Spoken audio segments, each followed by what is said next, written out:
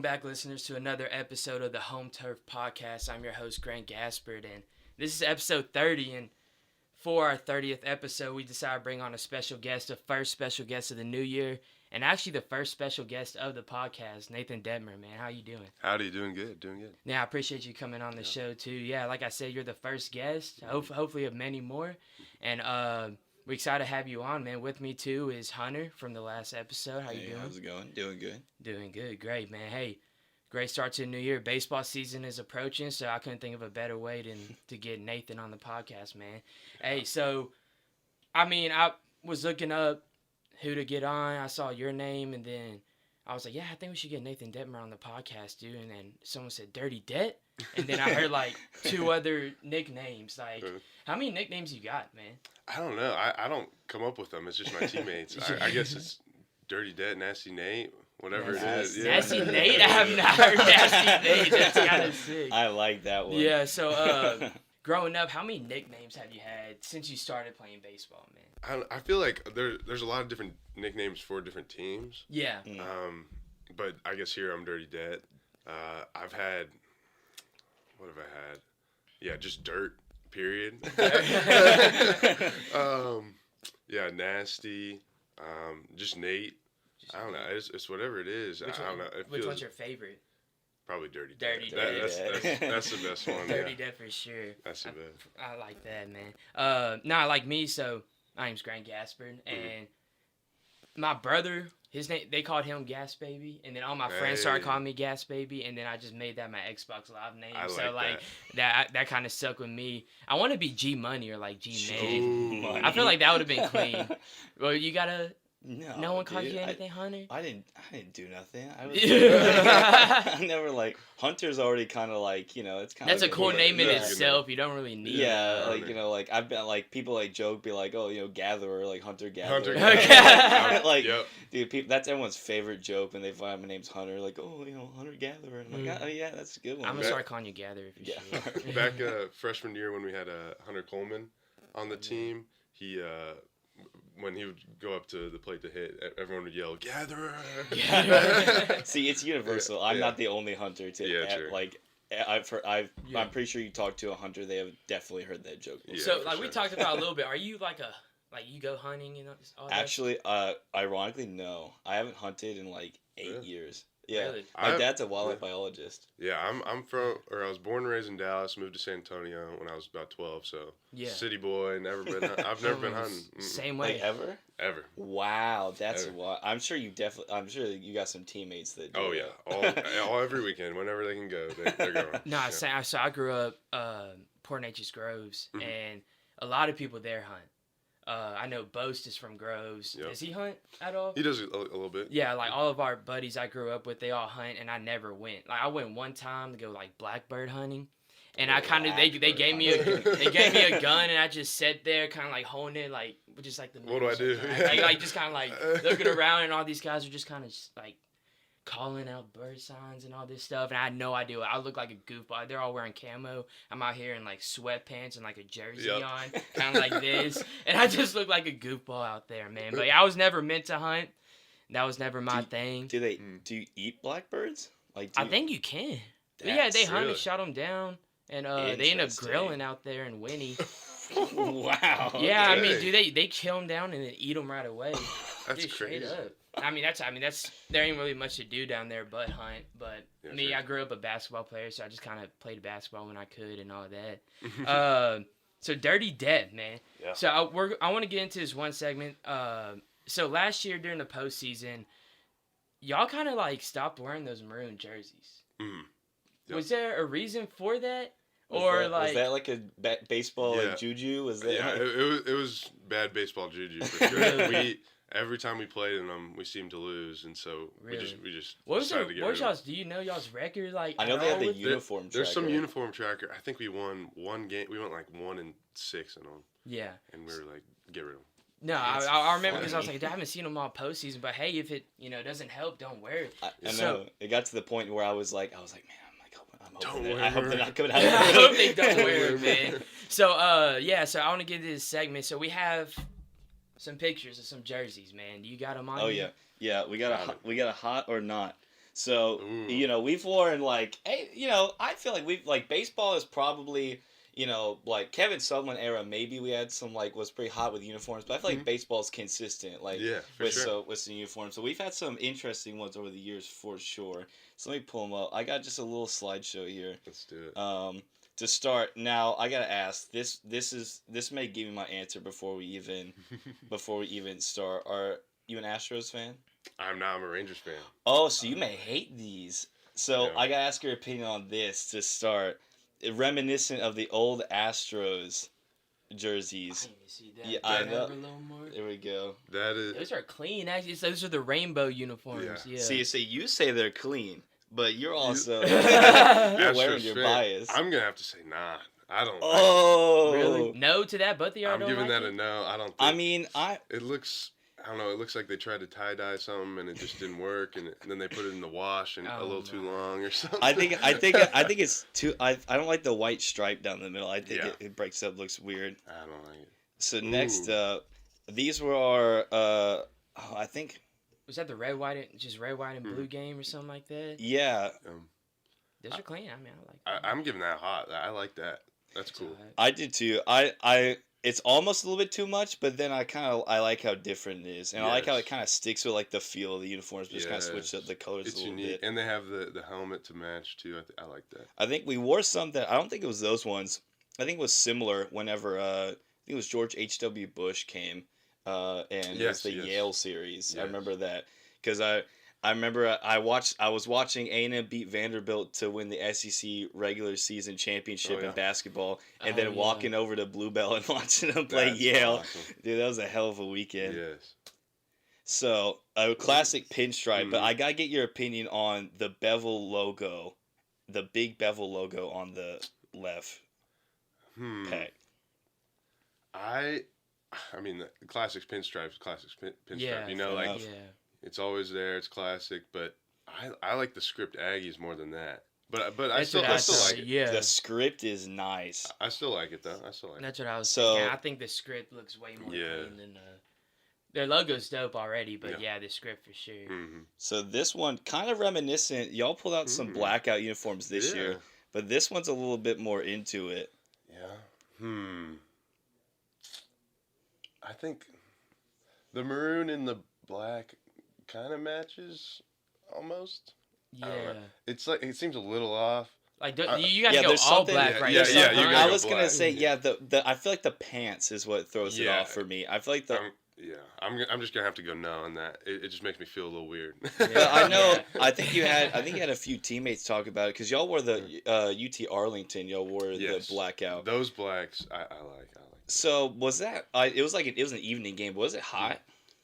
Yeah, It did get a little bit hot. They were thick jerseys too. It was a weird, different material, and luckily I didn't have to play that game. I was just on the side. And so because it looked really cool though. I know you said some teammates were saying they would like the black pants, but also that would have been like sweltering. Oh, we would have been sweating. That would have been sweltering. And so I think this next one is the one I really like. The whole reason I made this segment, truthfully, because I gotta get your opinion on these.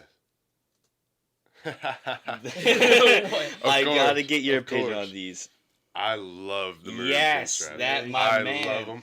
My man. I think they need to come back, but I don't think Schloss likes them. Really? Yeah, really? No. Dude, What's Schloss's favorite uniforms? Ooh, that's good. He loves the creams. Mm-hmm. He always wears those. Whatever chance he gets. That's one thing I love about baseball is how the managers dress out too. Yeah. Even the coach, because coaches in football, they wearing some either dress up nice or a hoodie and slacks. Basketball is suit and tie. Baseball, they look just like the players out there. I love and it's I call them the red velvet pinstripe. Red velvet. I love them, man. But it's so divisive. Some people like me, I love them. I'm like, that's sick. And some people you either love it or hate it. And I love it. So that it's probably your favorite jersey right there, or what's your top one right now? Favorite one. I really like the white, I guess, throwback kind of Texas Aggies. Mm-hmm. I really like that one. But if I had to pick one, I guess I'm 100%. So, so you're one of the few left from, the Rob Childress era. Yeah. One of his last recruits. So I kind of want to talk about that whole transfer process when that was his last season. After the end of that season, was there any thoughts in your head about transferring? Right as we got that news, there was a lot of thoughts, and I didn't know what to think, but there could have been a little bit of a thought in the back of my head, like, I don't know if this is the right thing for me. First year didn't really go out too well, but I was talking to, I think Austin Bose got in front of the team, and he was just like, like you've worked your whole high school career, your baseball career up to this moment, like going to your dream school, A&M. Yeah. I wanted to go here for so long, and I'm finally here, and then you're just gonna leave like that? Like if you wanted change, like obviously we didn't have the year that we wanted, and we wanted change, and you're gonna get it, so it might as well stay. And so I'm so glad we made that decision, and we never looked back since. Yeah, so, you made the right decision. I was about to say, I feel like last year is pretty indicative to say that you made the right decision. So like, what was your immediate reaction when they're like, when you hear, you're hiring Jim Schlossnagle, the dude who has knocked A&M out of heading to Omaha like 2-3 times? Yeah. What was that kind of like okay, like? Yeah. I knew it was going to be a lot different, and I was in the Savannah, Georgia, playing summer ball at the time, and I got the news on my Twitter or whatever, group me or something, and the next day he gives me a call, and the only thing I had heard about him was that he was a winner. I didn't know much about the guy, but the only rumor I heard is that he's a winner. I'm like, I want to play for that guy, and he calls me, and he just seemed like the coolest dude, and I was super excited from that point. Yeah, and then you get that assistant coaching staff is. Oh yeah, it just seemed like he was Thanos, and he was collecting all the stones. Yeah. That's what it felt like, man. Yeah, it wasn't just like he brought a whole unit with him too, and dude, just like the progress y'all made from that last year, and then with Slosh, a whole new team. Mm-hmm. You got a lot of transfers coming in, and usually like you watch basketball, like Buzz's new year with a bunch of transfer, it kind of took a while for them to get going. With y'all, it seems like y'all built chemistry so quick, man. Yeah. Like y'all are able to form like a brotherhood really early in the season. Yeah. How was that process of, for one, you seeing all these transfers coming in, and two, having to build chemistry? Because it's almost like freshman year for you, except except you're not coming into a team where they know each other and you're new.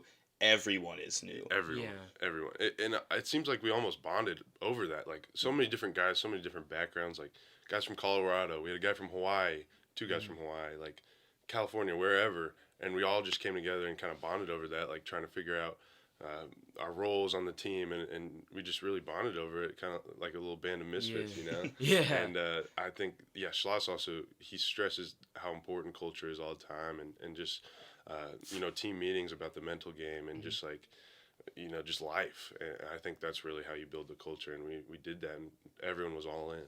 Yeah, dang, man, that's so your catcher, you come in, and Slosh trusted you from the start. I feel like you come in, you're the ace for the team, you're pitching first night every weekend. How did it feel to have that responsibility when Schlossnagle came in and you're given that start? Hey, you're the ace this season, and he trusted you throughout the year, man. How did it feel to have that, carry that responsibility for this team? It is a pretty big weight on your shoulders, and a lot of guys can let the nerves get to them. And I think I struggled with that my freshman year, with Coach Childress, like, because I'm the younger guy. I got a few starts even in the SEC, but I didn't do too good. And I think a big switch that I made was, like, you have to realize that he's giving you the ball because he trusts you for all the work and dedication that you put in. And I guess I got that. I was lucky enough to have that ball, and so he trusted me. So that just gave me confidence. Yeah. And I totally thank him for that. It was an awesome opportunity. 100%. So how much progress? So with that new coaching staff that came in too, with the new pitching coaching staff, how much did you learn with him?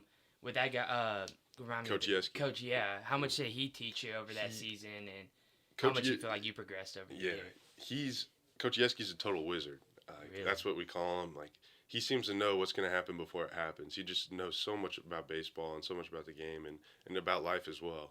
And so really for me, what I learned, like, through high school and my freshman year, I consider myself more of a thrower rather than a pitcher, if that makes sense. Like, good fastball, good breaking ball, but I didn't know what to do with it. And so Coach Yeski really came in and taught me about the mental game and taught me to have that awareness about like what the hitter's thinking, how to use what pitches when, and really turned me into a pitcher. And so really with him, I worked on the mental game more, and that's, I think, what gave me a good start. Yeah. Because pitching, that's a huge mental game constantly. Oh, yeah. Like, that's, warfare.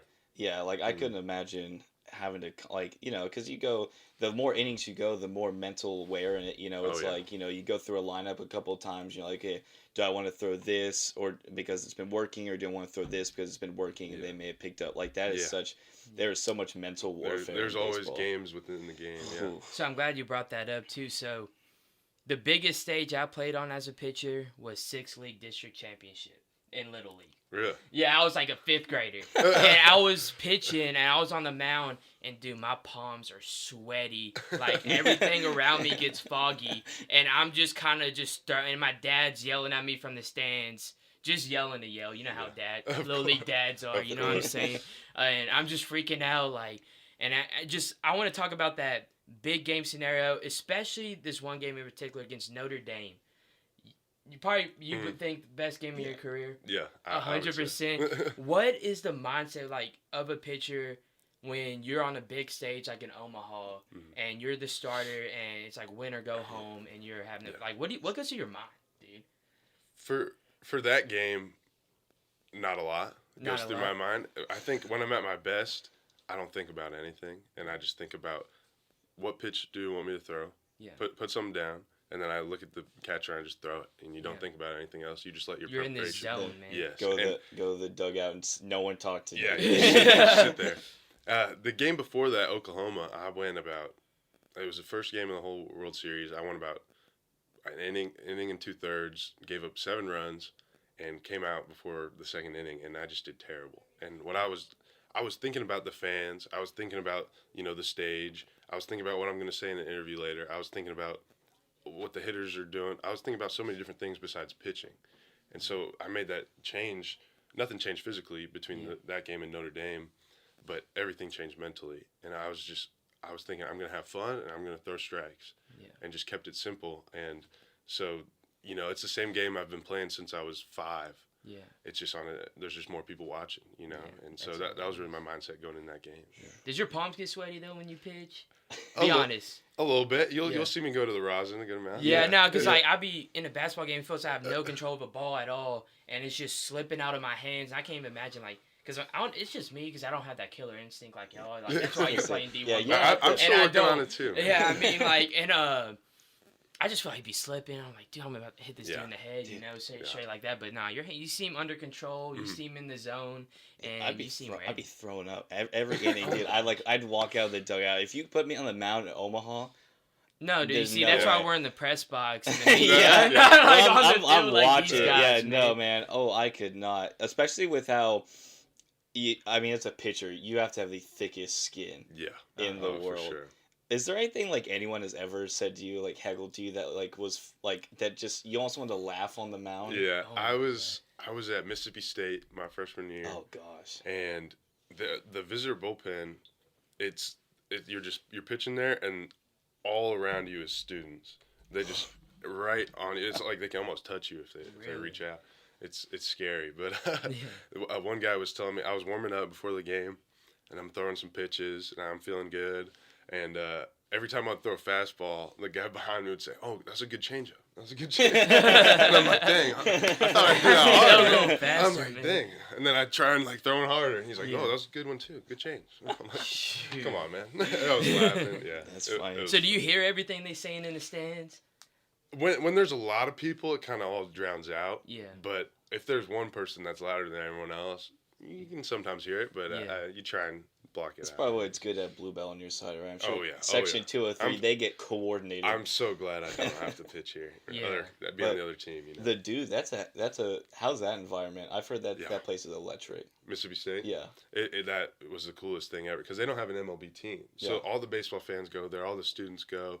They have a total stadium where it just goes all the way around, and it just seems like they're attacking you from all sides, and it's. Do they got the cowbells there too, or is that just football? Oh gosh, they got cowbells. Oh jeez, they're crazy. It was the coolest environment. One of the coolest I've been in. So I know Omaha, and then I'm just gonna guess at Omaha, and then Bluebell Park are your favorite places to play. I would say those two. Yeah. So it's pretty solid. Yeah. Is that your least favorite place, Mississippi State, or is there one even worse? What's your least favorite place to play, and why is it Dish Falk Field? I've only. So the game that we played there last year, I actually didn't travel because it was a midweek game, and so they didn't want me on the bus because I wasn't gonna play. And so they're like, "That's another person we got feed and everything, so you just stay home." I'm like, "All right." And so I was watching it on TV, but that seemed like a crazy place to play. And but I would say my least favorite would be either Mississippi State. Well, Mississippi State's cool, but I wish they were cheering for me instead. But I would say either that or LSU. LSU gets bad, man. Dude, Louisiana, Bengals, they are rowdy. No matter if it's Southern Louisiana, Lafayette, LSU, they love their baseball over there. It's a clutch moment. There you go. They love their baseball over there, man. I got a buddy plays at Lafayette, Carson Rockford. I graduated with him. Yeah. And I played with him in high school. Really? In some summer league. Nah, dude, we grew up together, and dude, you know how he's killer, really good. He's awesome. But dude, it was like that growing up. We played wiffle ball every weekend, and then like when we weren't playing wiffle ball, it'd be who's trying to come throw to me at the park. Really? And it's just like he was on this constant grind, and again, that's why he's playing D1 and we're not. You better be careful calling them Lafayette. They don't like that. Lafayette. They're University of Louisiana. They're dropping the Lafayette. It makes them really? Yeah, they really? yeah. You were probably having to try to avoid them in regionals because that surprised me about regionals is because going in I'm like, okay, TCU, I'm like that's gonna have a crazy crowd. I'm like they're playing Schlossnagel again. He's knocked us out like forever. TCU's been kind of our kryptonite. They've been like our kryptonite, and so I was expecting purple like crazy. But Louisiana, man, dude, was a lot of red. They had their own little student section too. Up they were ever because it was after y'all played Oral Roberts and y'all were the that morning afternoon, and I was like, I'll go watch TCU, Louisiana, just I like watching baseball, and I was expecting purple like crazy, and it was just red. They're wild. They're everywhere, good too. Man. Dude, LSU, you got to be careful over there because I feel like they be throwing dip cans, bottles, and all that stuff. They were throwing stuff at Minnick really? in right field. Wow. I remember he'd said that someone threw something at him. Oh my god. They go crazy. So, and then but I remember go on. He turned around to complain to security, dude, these guys are throwing stuff at me, and the security guard's yelling at him too. Dude, everyone's against me, man. Yeah. No, that's how it is down there in Baton Rouge, man. That's a wild stadium. Well, hey, y'all play LSU at home to start off. SEC. Yep. So, I'm glad you brought up LSU because I want to talk about that start of SEC play. Have you looked at the schedule yet? Yeah, good amount. Yeah, so y'all play LSU. Yeah. Then number 1 ranked right now. Then the Vols, Tennessee, number 2. And then y'all play Texas. And I remember that was your breakout game, dude. Yeah. Your freshman year. Was that freshman or something? That was freshman year. Freshman year, that was your breakout game. And then y'all played number 4, Ole Miss. Yep. What do you think about that stretch to start SEC? That is awesome. I was looking at that the other day, and I was like, preseason polls came out. I'm like, dude, we're ranked number 5. Awesome, let's go. Yeah. And then the first 3 SEC series, we play teams higher than that. Yeah, it's 1, 2, and 4. That's kind of what you get in the SEC, though, right? Yeah, it's the best baseball conference by far, and you try not to think about it, but just take it one game at a time. Yeah. Is it? If we play our game, I know we're gonna have success. 100%. Is it almost kind of calming to know that you're never gonna have a week where you can look ahead, so you're always just you have to take it week by week, so there's no point in even looking ahead because you're gonna get for sure the tops. Yeah, and that's part of our kind of philosophy, as a team, just taking it one pitch at a time, one game at a time, and when you're playing good teams like this, you can never take a pitch off or anything like that. So yeah, it definitely helps us play our game, and I know we're gonna do good. Well, I mean, hey, to be real, 3 of those 4, 2 of those series in that game against Texas are in Bluebell Park. right? So that's a good thing though, that you have the fans on your side. You don't have dip cans and like gumbo getting thrown at you in Baton Rouge. You know? Is it fun to just you're not pitching, but you get to be in the dugout in Bluebell and just like it's the coolest thing ever, and you just take in the atmosphere and just look all around, and it's the coolest thing. That's right. I can be in there all night, man. I covered this one game, and it was Troy Clonch's walk-off in the 12th. And it was a late game. So it was already late to start. Mm-hmm. And I was there, I was like, dude, I got to exam in the morning. I'm not going to go. And honestly, y'all are fun to watch all season, man. Like, not a single game I went to was a disappointment. And my buddy's like, dude, just go to the game. Trust me, man. So I went, I was sitting there watching, and it got to 11th, and then the 12th.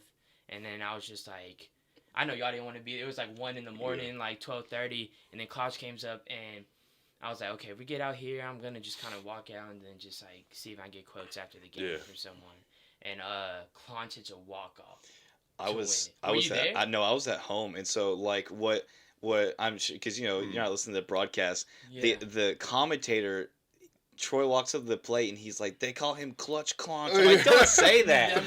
I'm like, baseball is the biggest superstitious, and he nails it. Yeah. I'm like, what the magic Clonch. As journalists, we can't, and as writers out there, we can't cheer. And dude, I was about to start fist pumping. I was so pumped, man. I was about to start getting lit, and I calmed myself down. I was like, dude, let's go, man. So hey, yeah. Speaking of superstitions, do you have like any that you do during the game, like at you're walking up to the mound? Is there a routine, or is it a pregame routine? Do you have one? I'll start pregame. Pregame routine, is interesting, but I always listen to Elvis Presley music before I pitch. That's all I listen to. Wow, Elvis Presley.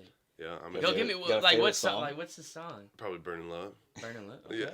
Yeah, he's my guy. I love him, and a lot of guys like listen to like rap, whatever it is, and to like hype him up. But I feel like for me, like I want to calm down, and I just want to.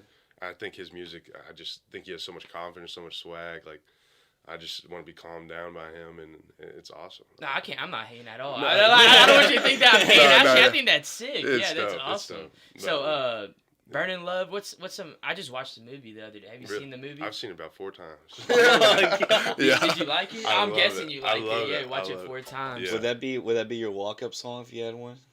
Well, it's like pitchers have like warm-up songs. Yeah.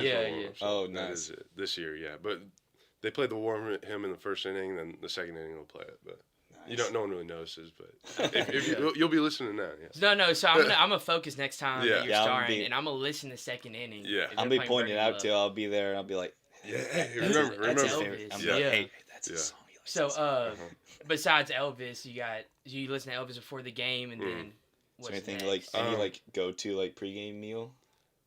Usually Texas Roadhouse. That's usually what they get us. Pretty spoiled, but it's nice. Nothing else really before the game, but during the game, like a big thing that we preach is like routines and to stay consistent, so you have the best chance of doing the same thing every time, even though in baseball it's hard to do. So I guess my routine, like if I'm going good, I'm on the mound, I catch the ball, one swipe, and then go. That's kind of my routine on the rubber. But if I'm doing bad, I throw some bad pitches or whatever, just kind of flush it. I'll grab the rosin and just feel it, take a deep breath and throw it away. It's like I'm throwing away that pitch, and it's behind me, and then I'm back on going. Yeah. Yeah, that's kind of what I did. Really? I always notice like Dylan Rock last year. I felt like he had like the longest he'll do the same thing every time. Like not even like the get up the bat. Like every pitch, he's doing his thing. And I noticed that every time. Like, man, he's a heck of a hitter, but kind of wish he was sometimes. Baseball in general has to be the most, like the players got to be the most superstitious players. Like they do the same routine every hats, time. The rally caps. Always. Dude, that's insane. I had a couple of my little like pregame warm ups when I played basketball in high school. So not just I washed them, but I wore the same socks and underwear every game since middle school. I washed them. You got a lot of grants fine. Everyone's superstitious. Yeah, and I did that, and I listened to the same 3 songs. Really? It was "A Millie" by Lil Wayne, then Future. Oh my gosh, what was it? It was this Future song and then a Young Boy song, and then I listened to those three before every game consistently. And if I didn't, I played I didn't think I was gonna play. I wasn't in my head. I was in my mind. I was gonna play bad, 100%. But yeah, I mean, I guess other sports everyone has their superstitions, but baseball's got to. I mean, because they have like some universal ones too, like don't step on the foul line. What's the universal ones for baseball? Like don't step on the foul line for sure. Like I don't know if you watched it, but like if you see like baseball players run out, they'll all hop over the foul line. Really? I saw a guy step on it one time. I was like, it was during one of the A&M games too. I was like, that poor guy. No good. We always in the dugout, if we're doing good, everyone like spots are hot. You got to stay in the same spot, you know. And if we're doing bad, we'll switch around and like move our spots. But that's another one. I don't know. There's like impromptu ones too, like the rally caps. I've seen people like they take the cups and make them like radar guns. 2, 2, and 2 like people twos. do. Do you rub the side of your cap? Okay. I've never heard of that one. What?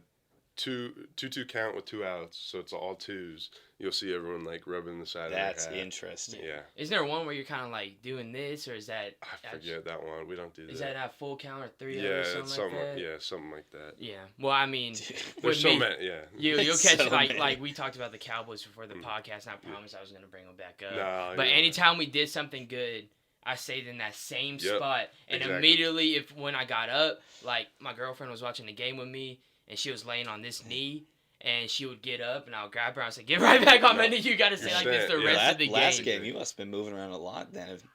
I got up outside because my dad would like be running, like he can't stay still during the games. He'd be running back and forth, freaking out. So I'm like going out there, checking on him, seeing if he's okay. See, I'm like when I watch sports, I'm like the opposite. I sit silently and I don't move, and I'm like I don't yell.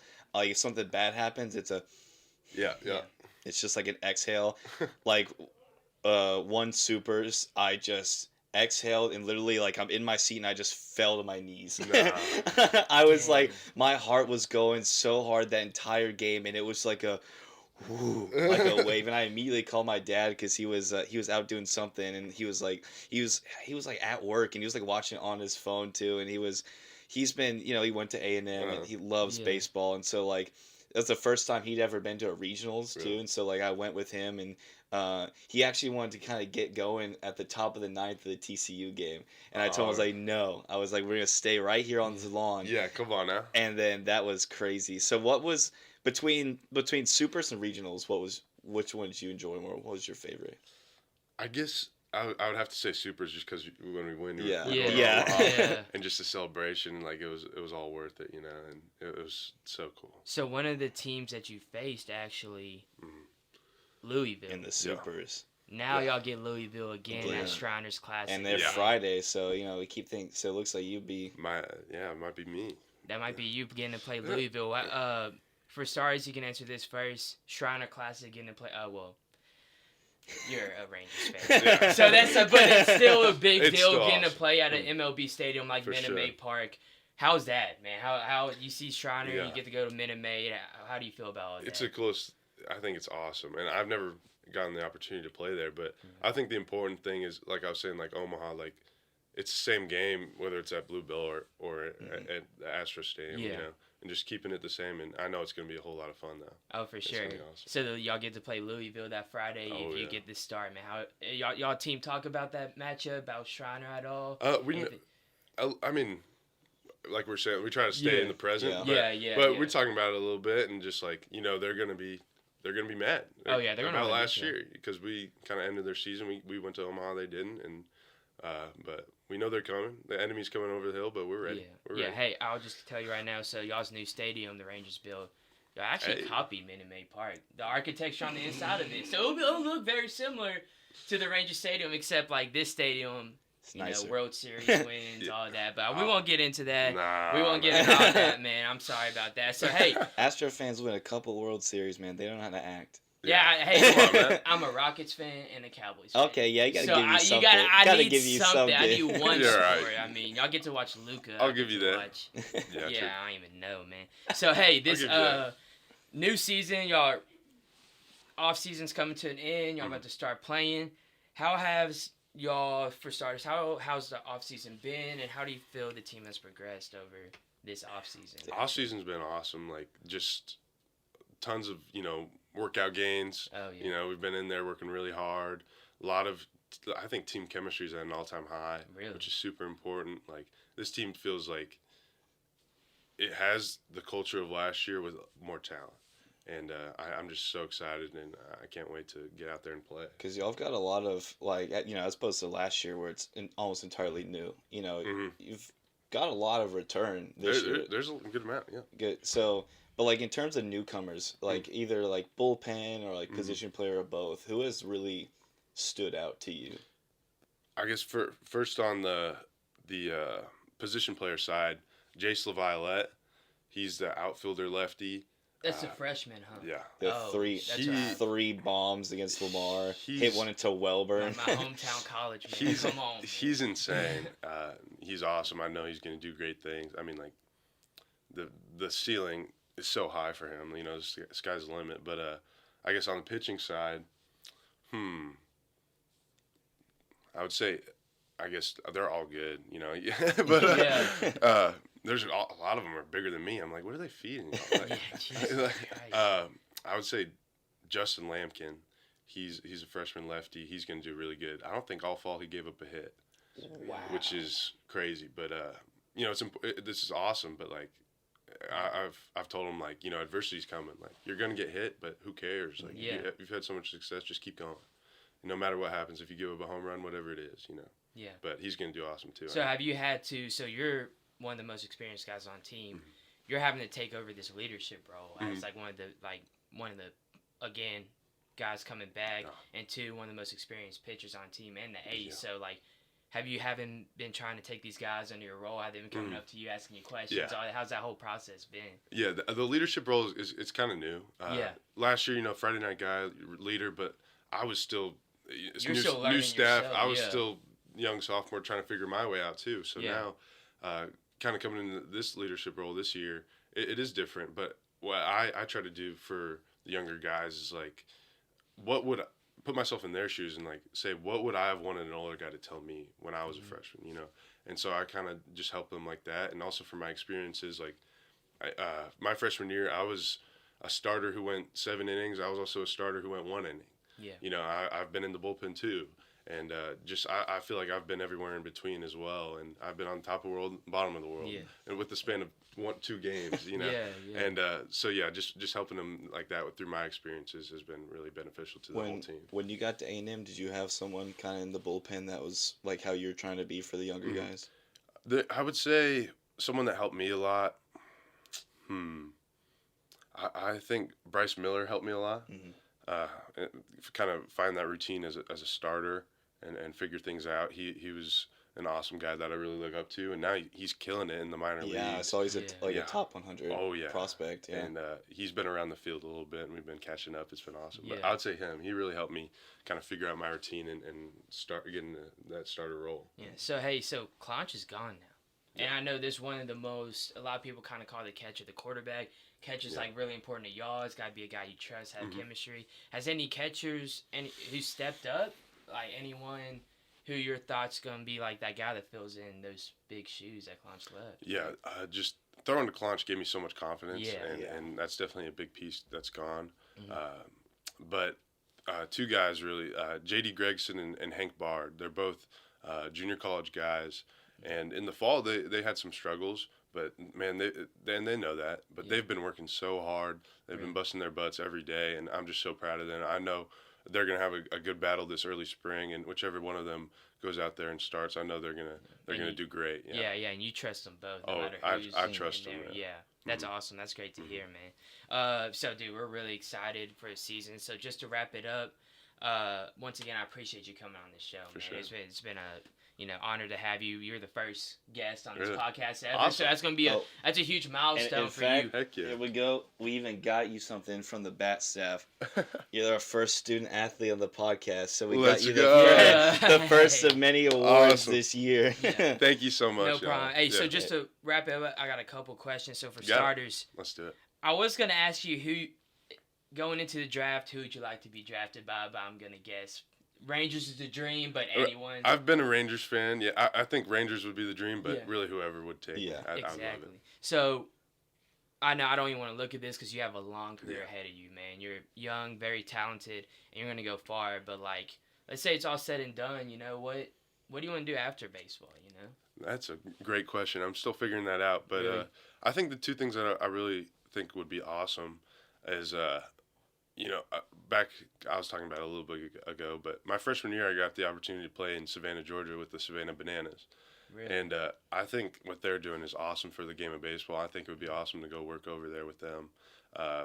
That's one thing. Another thing I think would be cool is coaching at some level. Just kind of giving back to like people with my background. Like I didn't have I didn't have a father figure growing up, so I really leaned on coaches, and I think that would be awesome to kind of give back in that way.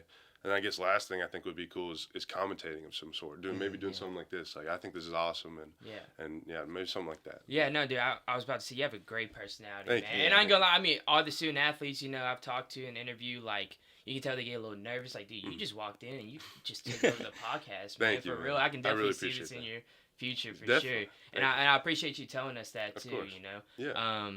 But yeah, that's really all we have for you today. That's you have any questions? I got one last quick question. Let's do it.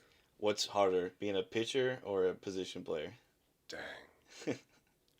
I guess I'm a little biased. Yeah. But deep down I want to say pitcher, but the stuff that those position players do, that's one of the reasons I became a pitcher, because I think hitting a baseball is one of the hardest things to do in all of sports.